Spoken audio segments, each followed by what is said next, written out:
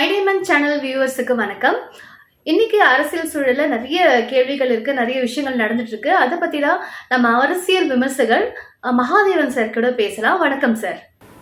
வணக்கம் ஷாலினி. சொல்லுங்க சார். இப்ப அமித்ஷா வேற நம்ம தமிழகத்துக்கு வந்துட்டு போயிருக்காரு. அதை பத்தி நிறைய பேர் நிறைய விதமான கருத்துக்களை சொல்லியிருக்காங்க. அதை பத்தி உங்களுடைய கருத்து என்ன? ஆமாம், கிட்டத்தட்ட கடந்த 3-4 மாதங்கள், அதாவது அதிமுக கூட்டணி அமைந்த பிறகு மாதத்துக்கு ஒரு தடவையாவது வரேன் அப்படிங்கிற மாதிரி அவர் வந்துட்டு போயிட்டுருக்காரு. அவர் வரும்போதெல்லாம் தமிழக அரசியல் களமும் சூடு பிடிக்குது. சாதாரண விஷயம்தான். அதாவது இப்போ பாஜகவுடைய பூத் கமிட்டி மாநாடு, அதுவும் ஒரு குறிப்பிட்ட பகுதி, அந்த தென் தமிழகத்துக்கான பூத் கமிட்டி மாநாடு, அதற்கு அமித்ஷா அவர்கள் நேரில் வந்துட்டு போயிருக்காரு. அப்படிங்கிற போது டெல்லி மேலிடம், பாஜக மேலிடம் தமிழகத்தை எந்த அளவுக்கு உன்னிப்பாக ரொம்ப சீரியஸாக எடுத்து கவனிக்கிறாங்க அப்படிங்கிறத நம்ம தெரிஞ்சுக்கணும். ஸோ அதனால் அமித்ஷா அவர்கள் வந்துட்டு போனது இங்கே எதிர்க்கட்சிகளுக்கு வயிற்றில் புளிய கரைக்கும். பாஜகவுடைய அந்த நோக்கம் அது ரொம்ப முக்கியமாக எதிர்க்கட்சிகளுக்கு புரியும்னு நினைக்கிறேன். ஓகே, இப்போ தேர்தல் தமிழகத்துல தேர்தல் கூடிய விரைவில் வரப்போகுது அப்படின்றதுனால அமித்ஷா இப்போ அடிக்கடி வந்துட்டு போறாரா? ஆமாம், உண்மைதான். தேர்தலுக்காகத்தான் தமிழகத்தில் பாஜகவை காலொன்ற வைக்க வேண்டும், இங்கே திமுகவுடைய ஆட்சியை அகற்ற வேண்டும், தேசிய ஜனநாயக கூட்டணி ஆட்சி அமைக்க வேண்டும். இதற்காகத்தான் வரேன். அவர் முன்னாடியே சொல்லிட்டாரு, நீங்கள் எப்போ கூப்பிட்டாலும் நான் வரத்துக்கு தயாராக இருக்கேன், என்ன நீங்கள் பயன்படுத்திக்கோங்க அப்படிங்கிறத அந்த அதிமுக கூட்டணி அமைஞ்ச போதே சொல்லிட்டார் அவர். ஸோ அதனால தான் மாதத்துக்கு ஒரு நிகழ்ச்சியாவது அமித்ஷா அவர்களை தமிழகத்துக்கு வர வைக்கிறதுக்காக அவங்க தொடர்ச்சியாக நடந்துக்கிட்டே இருக்காங்க. இதெல்லாம் ஒரு பக்கம் இருந்தாலும் இப்போ அமித்ஷா சொல்லியிருக்காரு இல்லையா, பிரதமர் முதலமைச்சர் இவங்கெல்லாம் பதவியில இருக்கும் போது சிறை சென்றாங்கன்னா அவங்களுடைய பதவி பறிக்கப்படும் அப்படின்னு ஒரு சட்டம் கொண்டு வந்திருக்காங்க. இதை பத்தி உங்களோட கருத்து? இது இப்போ சமீபத்தில் நீங்கள் உங்களுக்கு ஒரு உதாரணத்தோட சொல்லணும் அப்படின்னா, தமிழகத்தில் செந்தில் பாலாஜி அமைச்சராக இருந்தார். அவர் சிறைக்கு போனார். ஆனாலும் அவர் சிறையில் இருந்தாலும் இலாக்கா இல்லாத அமைச்சராக கிட்டத்தட்ட ஒரு 300 நாள் இருந்தார். அதே மாதிரி டெல்லியில் மாநில முதலமைச்சர் கெஜ்ரிவால், அரவிந்த் கெஜ்ரிவால் சிறைக்கு போனார். அவர் சிறைக்கு போன போதும் அவர் முதலமைச்சர் பதவியை ராஜினாமா பண்ணல, யாருக்குமே கொடுக்கல. உச்சநீதிமன்றம் சொன்னதுக்கு அப்புறமா தான் அவர் பதவியை விட்டு விலகினார். அதுவும் ஜாமீன் வாங்கிறதுக்காகத்தான் செந்தில் பாலாஜி ஆகட்டும், அரவிந்த் கெஜ்ரிவால் ஆகட்டும் பதவியை விட்டு விலகினாங்க. ஸோ இந்த மாதிரி நிலைமை தொடரக்கூடாது. ஜெயிலில் இருந்துகிட்டே ஒருத்தர் அமைச்சராகவோ அல்லது நாட்டையே நிர்வகிக்கக்கூடிய ஒரு நிலைமை இருக்கக்கூடாது அப்படிங்கிறதுக்காகத்தான் இந்த சட்டம். இந்த சட்டம் என்ன சொல்லுது அப்படின்னா, பிரதமராகட்டும், முதலமைச்சராகட்டும் அல்லது அமைச்சராகட்டும், இவங்க 5 ஆண்டுகளுக்கு மேல் தண்டனை பெறக்கூடிய ஒரு வழக்கு, அந்த வழக்கில் நீதிமன்றத்தால் காவலில் வைக்கப்படுறாங்க, சிறைக்கு அனுப்பப்படுறாங்க அப்படின்னா 30 நாட்கள் அவங்க தொடர்ந்து ஜெயிலில் இருந்தாங்க அப்படின்னா 31வது நாள் அவங்களுடைய பதவி ரத்தாயிடும், ஆட்டோமேட்டிக்காக ரத்தாயிடும். அதுவே அவங்க வெளியில் திரும்ப வந்ததுக்கப்புறமா 31 நாள், அதுக்கு மேலே ஒரு 3 மாதம் 4 மாதம் அவங்க ஜெயிலில் இருந்துட்டு அவங்க வெளியில் வராங்க அப்படின்னா அந்த பதவியை ஏற்றுக்கிறதுக்கு எந்த தடையும் கிடையாது. அது அது ஆட்டோமேட்டிக்காக ரீஇன்ஸ்டேட் ஆகும். ஸோ இதுதான் அந்த சட்டம். இந்த சட்டம் இந்த காலத்தின் தேவையை இப்போ கருதி கொண்டு வந்திருக்காங்க. ஓகே, இப்போ அடுத்ததாக பார்த்தீங்கன்னா, துணை ஜனாதிபதி தேர்தலில் ஒரு தமிழ் வேட்பாளரை நிறுத்தி பாஜக திமுகக்கு செக் வச்சிருக்காங்களா? அப்படியும் சொல்லலாம். ஆனால் பாஜகவை பொறுத்த வரைக்கும் அவங்களுக்கு நிறைய ஆட்கள் இருக்காங்க. ஆர்எஸ்எஸ் பின்புலம் கொண்ட நிறைய பேர் கட்சிக்காகவும் சங்கத்துக்காகவும் வேலை செஞ்சவங்க இருக்காங்க. அந்த மாதிரி நீண்ட நாள் பணி செய்த, நீண்ட நாள் அனுபவம் மிக்க ஒருவர் தான் சிபி ராதாகிருஷ்ணன். அவர் எம்பியாக இருந்திருக்காரு, இப்போ ஆளுநராக இருக்காரு. ஸோ அவர் வேட்பாளர் அறிவிச்சிருக்காங்க. அதுக்கு பின்னாடி முக்கியமா அவர் தமிழர், அதனால தான் அவருக்கு வாய்ப்பு கொடுத்திருக்காங்க. அவர் ஒரு தமிழர்ன்றதுனால நம்ம மக்கள் இதுல ஆதரிக்கிறதுக்கு ஒன்றும் இல்லை. ஏன்னா எம்பிஸ் தானே ஓட்டு போட போறாங்க உங்களுக்கு. ஸோ கட்சிகள் தான் ஓட்டு போட போறாங்க. பட் இது ஒரு சிம்பாலிக்கா வச்சுக்கலாம். ஸோ தமிழருக்கு பாஜக முன்னுரிமை கொடுக்கிறது அப்படி வச்சுக்கலாம். தாராளமா. அது அரசியல் இல்லாமல் இருக்காது இல்லைங்களா? எல்லாமே அரசியலுக்காக செய்யறது தானே. ஸோ அதில் அரசியல் இல்லை, இது முழுக்க முழுக்க மெரிட் பேஸில் கொடுத்தாங்க அப்படின்லாம் யாரும் சொல்ல முடியாது. தமிழக மக்களுக்கு ஒரு அங்கீகாரம் கொடுக்கும் விதமாக, தமிழகத்துக்கு ஒரு அங்கீகாரம் கொடுக்கும் விதமாக அவரை வேட்பாளர் நிறுத்தியிருக்காங்க.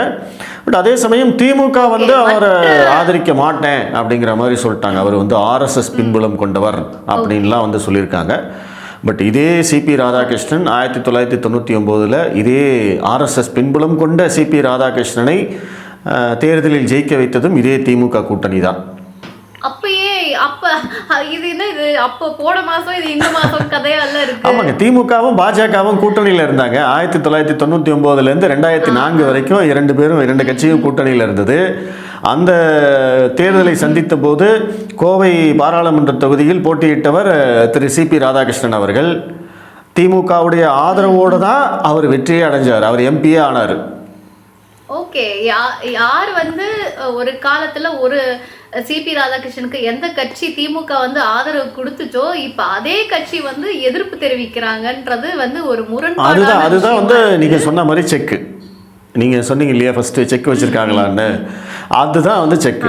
இப்போ மக்கள் திமுகவுடைய வாதத்தை ஏற்றுக்க மாட்டாங்கல்ல. ஏப்பா நீ தான்ப்பா ஜெயிக்க வச்சாவன, அன்னைக்கு அவர் RSS பின்புலம்னு தெரியாதா, அன்னைக்கு பாஜகன்னு தெரியாதா, அன்னைக்கு மட்டும் நீ கூட்டணியில் இருந்த அப்படிங்கிற கேள்வியெல்லாம் சாதாரண மக்களே கேட்பாங்க. மோரோவர் வாஜ்பாய் அவர்கள் இருந்த காலகட்டத்துல எல்லாம் பாத்தீங்கன்னா இந்த மாதிரி RSSன்ற ஒரு விஷயத்த வச்சு எதிர்க்கிறதோ இல்ல சங்கின்ற ஒரு டேக் குத்துறதோ அப்படிலாம் எதுவுமே இல்லாம தான் இருந்துச்சு அன்றைய காலகட்டத்துல. எப்போ மோடிஜி அவர்கள் வந்தாங்களோ அதுக்கப்புறமா தான் இதெல்லாம் நடக்கிற மாதிரி இருக்கு. ஆமா, என்ன ரீசன்னா வாஜ்பாய் அவர்கள் இருந்த காலகட்டத்தில் அன்னைக்கு இருந்தது கூட்டணி ஆட்சி. அன்னைக்கு பாஜகவுக்கு முழுமையான அதிகாரம் அவங்க கையில் இல்லை. எல்லாமே கூட்டணி கட்சிகளை எல்லாம் சேர்த்து தான் அவங்க செய்யணும்னு இருந்தது. ஆனால் இன்னைக்கு மோடி அவர்கள் 2014 பொறுப்பேற்ற போதும் சரி, 2019 பொறுப்பேற்ற போதும் சரி, அவருக்கு தனி மெஜாரிட்டி கிடைச்சது.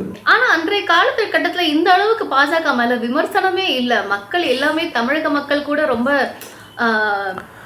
இன்னைக்கும் பாஜக மேல வைக்கக்கூடிய பாதி விமர்சனங்கள் பொய்யானதுங்க, கட்டமைக்கப்பட்டது. அது எந்த எல்லா விமர்சனத்தையும் நீங்க ஒவ்வொன்றா தோண்டி அதை பத்தி பேச ஆரம்பிச்சீங்கன்னா அது எல்லாத்தையுமே ஈஸியா உடைச்சிடலாம். அந்த மாதிரியான போலியான ஒரு மாயை தான் இருக்கா, இது போலி பிம்பம் தான். ஆமா, மோடி வெறுப்பு, பாஜக வெறுப்பு அப்படிங்கிறது தமிழகத்துல போலியாக கட்டமைக்கப்பட்டது, உருவாக்கப்பட்டது. அதை மக்கள் புரிஞ்சுக்கிட்டாங்க. அதனாலதான் நீங்க 2024 தேர்தலில் கிட்டத்தட்ட 80 லட்சம் மக்கள் பாஜக கூட்டணி மோடி பிரதமர் ஆகணுங்கிறதுக்காக ஓட்டு போட்டிருக்காங்க. தமிழ்நாட்டில் தான் நடந்தது. அப்போ மோடி எதிர்ப்பு, மோடி வெறுப்பு எங்கே போச்சு? ஸோ அதனால் அது இன்னைக்கு என்னென்னா மோடி பாஜக ரொம்ப ஸ்ட்ராங்காக இருக்காங்க. ஸோ மேலும் மேலும் அவங்கள ஸ்ட்ராங்காக மற்ற எப்படி வட மாநிலங்கள்ல எல்லாம் அவங்க ஜெயிச்சாங்களோ அதே மாதிரி தென் மாநிலங்கள்லையும் ஜெயிக்கிறதுக்கு முயற்சி பண்ணுறாங்க. அப்போ அதை தடுத்து நிறுத்தணும். வரும் தேர்தலில் இந்த கூட்டணி தான் ஜெயிக்கும்ன்றீங்களா இல்லை புதுசா மக்கள் ஏன்னா புதுசா யாருன்னா வந்தா நல்லா இருக்கும், ஒரு மாற்றம் தேவைன்னு நினைக்கிறாங்க. அப்படி எதுவும் வர வாய்ப்பு? மாற்றம்னா நீங்க யாரை சொல்றீங்க? விஜய் சொல்றீங்களா? ஆமா, விஜய் அரசியல், அவருடைய அரசியல் மிக மிக நுணுக்கமாக கட்டமைக்கப்பட்டது. அதாவது ரொம்ப பிளான் பண்ணி 10 வருஷமாக அரசியலுக்கு வரணுங்கிறது முயற்சி பண்ணி ஒவ்வொரு செங்கலாக கட்டி அவர் அரசியலுக்கு குதிச்சிருக்கார். அவருடைய அரசியலை கண்டிப்பாக யாருமே குறைத்து மதிப்பிட முடியாது. விஜய் கண்டிப்பாக ஒரு தாக்கத்தை உண்டு பண்ணுவார் அப்படிங்கிறதையும் நான் சொல்கிறேன். ஆனால் அதே சமயம் ஆட்சியை பிடிக்கிற அளவுக்கெல்லாம் விஜய்க்கு உங்களுக்கு மக்களுடைய இது இருக்காது, ஆதரவு இருக்காது. வரல அப்படின்னு சொல்றீங்களா? ஓகே, ஏன்னா மக்களுடைய ஆதரவு திரைப்படத்துக்கு வேணா இருக்கும். இல்ல, அதாவது விஜய் என்ற தனிநபருக்கு இருக்கும், நான் அதை மறுக்கல.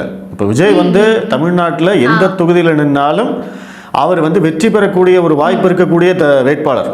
இப்போ எதிரில் யார் நிற்கிறாங்க, எந்த கட்சி நிற்குது, அதையெல்லாம் பொறுத்து அந்த முடிவுகள் மாறலாமே தவிர, ஆனால் எந்த தொகுதியில் நின்னாலும் இந்த தொகுதியில் விஜய் கண்டிப்பாக ஜெயிக்கிறதுக்கு வாய்ப்பு இருக்குப்பா அப்படின்னு சொல்லுவாங்க.